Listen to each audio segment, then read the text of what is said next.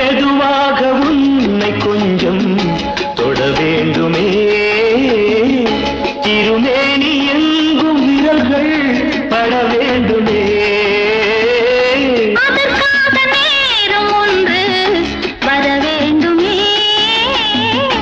அடையாள சின்னம் ஒன்று தர வேண்டுமே இரு தோளிலும்